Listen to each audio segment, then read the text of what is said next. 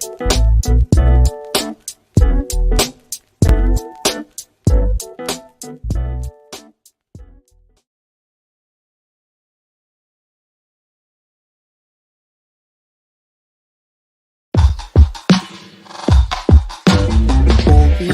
interrupted by tragedy, lost in the drought of nightfall, running in search of the remedy, trying to find her place in it all, focused only on the negative.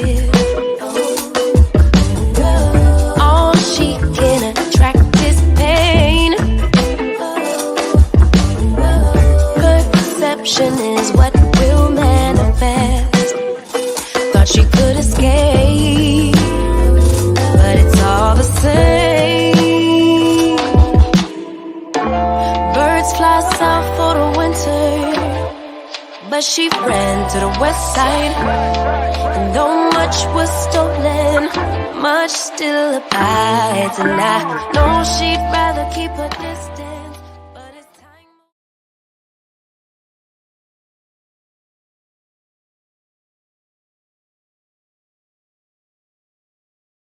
Well, first of all, listen, it's interesting about all these young guys today.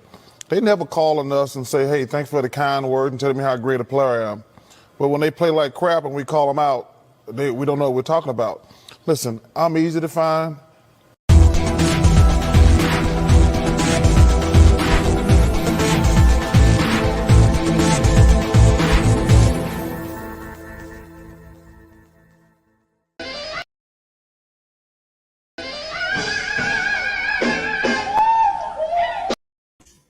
What's going on, y'all? This is your host, Nathan Snell, back with Big Nate Sports Talk Podcast, episode 12, season 11.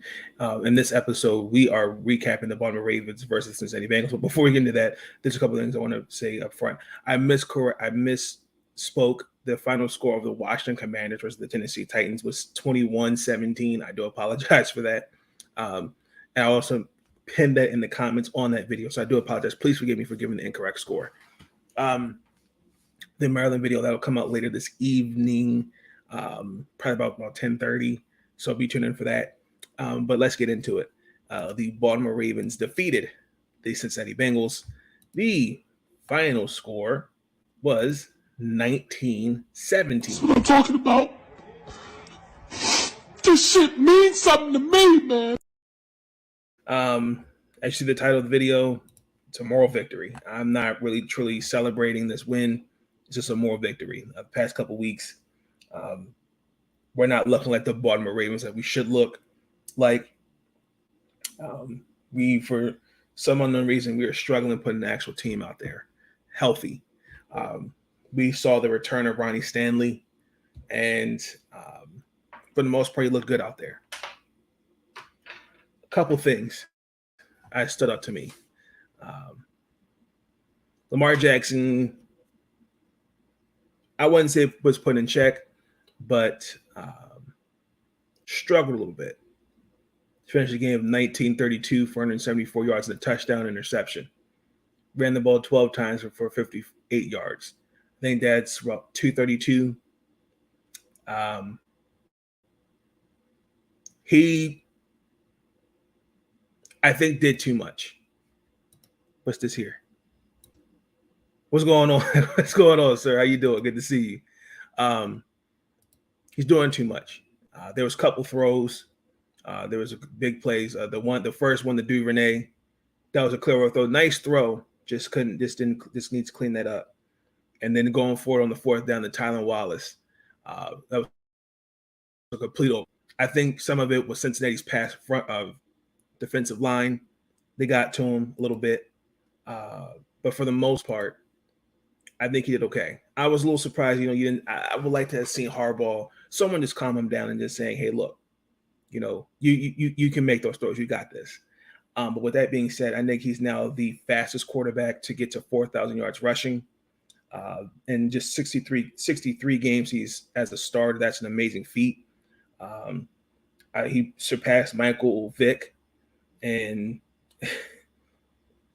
it's just astounding to see the records and the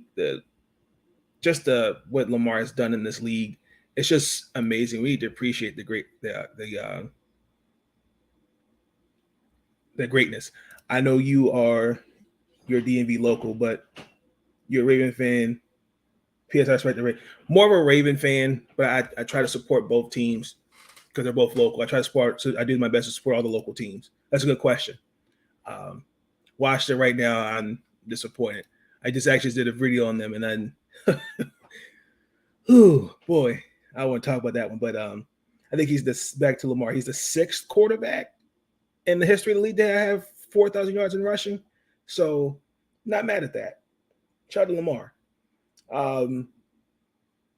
His go-to, his partner in crime, Mark Andrews. I already know. I know Mark Andrews is. Let's start giving Mark Andrews his flowers. He is the best tight end in the game. He's right there with George Kittle. It's really Mark Andrews and Travis Kelce, and then it's George Kittle, in my opinion. Other than Devin Duvernay, who I think had a good game. Bateman was out with a foot injury. But Mark Andrews had 8 catches on 10 targets for 89 yards and a touchdown. I need others to step up, even though Duvernay, he's proven. I've been telling people, don't sleep on Devin Duvernay. Like to see James Poche get a little bit more love in there, a little bit more. Tylan Wallace. I just thought that he had the if Lamar doesn't put too much zap on that pass, I believe that's a touchdown. Demarcus Robinson, I would have thought I kind of felt like he would have been the number 2-3 guy, but he's not really made an impact as of late. And I'm not like throwing a white flag on him. I'm just a little surprised. I like to have seen him more involved in the offense. Defensively, let's be honest, this defense since last year has not been what Ravens defense has been for years. But we held Cincinnati to 17 points and under 300 yards in the game. Let's give them their flowers for that. When you got a guy like Marcus Peters, who was coming in the game with an injury, for example, he had I felt like that drive where Cincinnati could have potentially taken the lead. He got Tyler Boyd on that Philadelphia special play. There was a long touchdown that they gave up, but they still held. They did well. They held Jamar Chase to under 50 yards, just 50 yards receiving. For the most, like you saw Marlon Humphrey on Jamar Chase, you saw Marcus Peters. They kept coverage tight and just take away those windows. I said, if you watch the preview, if you take away the sidelines with Joe Burrow and Jamar Chase, you've beaten them. And you saw Mike McDonald go to zone defense and just give up the short. We're gonna give up the short passes. You're gonna beat us throwing the ball over the middle, but you're not going to beat us throwing it on to the sidelines. That's not going to happen. Patrick Queen, finally. I know a lot of people have been hard on him. Got an interception. Really proud of that. Marcus Peters, everybody. Hey, listen, good to see you. Good to see you. Happy Tuesday. For the most part, I'm proud of this defense. And it took a significant step. We've got 3 sacks on Joe Burrow and got an interception as well. These are just baby steps. I'm going to like to see what they look now against the New York Giants. But I want to go back to the offense really quick. Hopefully you'll have Rashard Bateman back, hopefully, against the Giants. But outside of Mark Andrews and Devin Duvernay, I need Poche, Wallace. I need others to step it up. Because the one, I'll give you an example. That interception Lamar threw, I guarantee you, if Rashard Bateman was there, that's a catch. I think that's a play design for Rashard Bateman versus Demarcus Robinson. I think it was a good throw, but I can tell the two of them don't have that type of chemistry on that route that DeMarcus ran with Lamar through the interception. I just think this just needs to clean some things up. I'm not going to say Lamar looked off. I just think he just has to clean some things up. I mean, he looked a bit unsettled. But I feel like Cincinnati kept him on his toes, like Sam Hubbard, Troy Hendrickson. They got at him quite a bit. And some of that, you had Patrick McCarry. They weren't reading some of the defensive schemes that they were throwing at us as an offensive line. I was very disappointed in seeing that. Because once I think the first time they took Ronnie out the game, that's when I kind of saw like, oh, okay, like we're not seeing that, and then they got to. I think hopefully they see that in film this week. But even though the pocket for the most part was clean, I still think Cincinnati made him a little too uncomfortable. J.K. Dobbins is looking stronger every week, and I'm liking to see where this offense goes. But Ronnie Stanley, he's mid.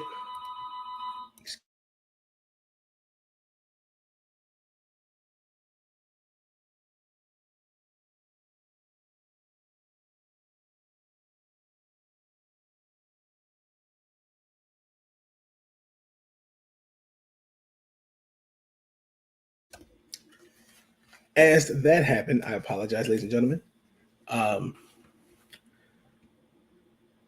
Ronnie Stanley, as I was saying before I was interrupted, is back. He's missed 31 of 32 games because he's dealing with it. So he dealt with an ankle injury, and he was rotated and out the line with Patrick McCarry.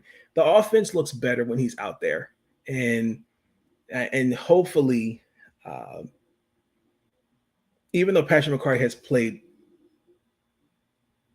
at both the left and right tackle, hopefully, I give it a couple more weeks, he should be ready to go as fully as our starting left tackle. Ronnie Stanley, when healthy, is the best left tackle in the game. He's right there with Trent Richardson and a couple other guys. Painfully, the injury bug hit us one more time. Our biggest acquisition on the defensive side of the ball, Marcus Williams, dislocated his wrist. Where's my clip? Relationship with your Oh children. my God. And he's going to be out for a significant amount of time. David Ajobu should hopefully be back. Probably it won't be until December. Crossing fingers. So until then, we are going to rely on Geno Stone. We'll most likely take over free safety. And then Kyle Hamilton, I feel like we still need to give him time to develop. So I think we're going to just keep things. We're going to just keep him on just a plug and play guy for now, because I'm not ready to throw him out there right now. For the most part, I will say that Kyle Hamilton's actually done a really great job of handling of the box safeties and focusing on man coverage against tight ends, which he's a pretty damn good at. But these guys will hold the fort down until probably playoff time when Marcus Williams will most likely be back. If you're Cincinnati, you struggled in this game. Your running game was, for the most part, not bad. Joe Mixon made us work. But it was a little bit erratic. I mean, they couldn't. I didn't see any consistency. Like, for example, in the second half, it took the second half to find success running out of the shotgun formation and then using power run and short yardage. And then I just saw as the game progressed, Baltimore just made adjustments to that. And something's going to have to change, because especially on the interior run. And also, too, if you've noticed, a lot of the defenses that guys have played against Cincinnati, they're running that cover 2 defense. And I could see watching Sunday night, Joe Burrow hesitated quite a bit. And that looks like and I think defensive coordinators have figured that out. Like how, after when we lost to Miami last year, if you just run a cover zero blitz on the Ravens, you've beaten them. Like cover two, they've got to make some adjustments on that. I really saw a lot of hesitations, and there's a lot of also to protection. The offensive line they invested in this year has not been off. It's been off to a very, very slow start. Jamar Chase and T. Higgins, those are your 1-2 combos. And yes, he did play through an ankle injury, if I remember correctly, against Miami, and then was nowhere to be found Sunday night. So some of this is going to have, but this is what happens when you are trying to repeat success. It's not easy to repeat success, in my personal opinion, because teams have figured you out, and there's now a target on your back, in my personal opinion. I thought the Philly special was not a smart play call, especially on a fourth goal, on a fourth down. We could have just took the 3. His play calling Zach Taylor's play calling was not all that spectacular. Kind of gave me John Harbaugh vibes against Buffalo last week, in my opinion. Especially the talent that I understand you're on the road, you're gonna take a chance, but I would have taken a 3. And then, like this offense, like I think has been figured out. They're off to a slow start, and they're playing up and down to certain competition. And I think that I don't want to say this. I don't want to say it's a lack of urgency, but I'm curious to see how the Cincinnati Bengals are going to respond, in my personal opinion, because that was very interesting. That's very interesting. But we are first place in the AFC North. It was a much needed win. It's a morale win. Again, a win's a win, but I'm not celebrating it. We play the New York G-Men, and they're 4-1. They're looking great. But that's pretty much my takeaways from the game. I think if you do those things, we did all the right things. We just got to clean some things up. So a win's a win, and I'll take it. And with that being said, we're going to go into the last segment of the podcast. Incoming message. The encore. Yes. As I stated, the Maryland versus the Purdue Boilermakers and Michigan State, those recaps will be later this evening.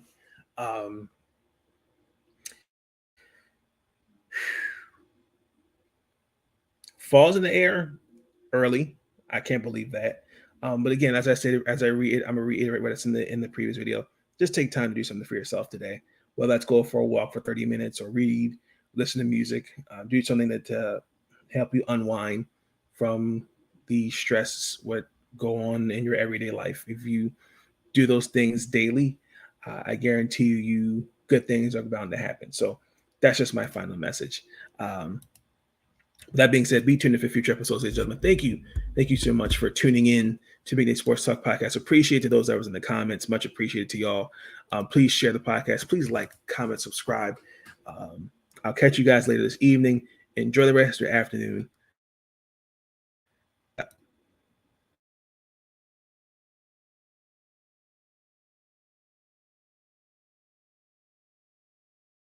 But I get sick of these guys complaining. These young guys, they never call us and say, when a coach is wrong, I'm going to call him out. But when players are wrong, I'm going to call them out. Thanks for the kind words. But listen, I'm going to criticize guys that they deserve it. And listen, they can kiss my ass if they don't like it. Thank you for tuning in to Big Nate Sports Talk. If you enjoyed that episode and you want to see more content, be sure to like, comment, and subscribe. Bring your sports game on Big Nate Sports Talk.